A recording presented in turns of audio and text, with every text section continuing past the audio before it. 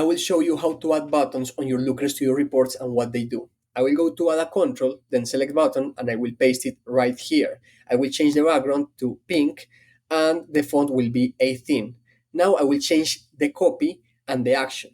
I will go to setup, and the three types of actions I have is navigation, which is going to a different page on this report, or report actions, which is related with sharing this report.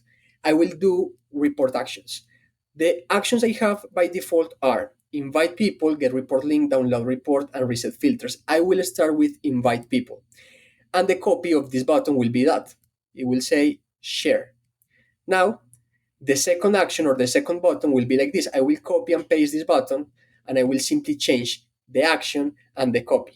So in the action, I will add get report link, and the call to action here will be report link. And finally, for the third button, I will copy and paste. I will choose now download report as PDF, and the copy will be according to this download. As you can see, we can use buttons to make more visible these kind of actions of sharing these reports. Now, users of this report can get a download on PDF or can share it with other stakeholders, clients, and executives. I will show you what these buttons do once you click on them.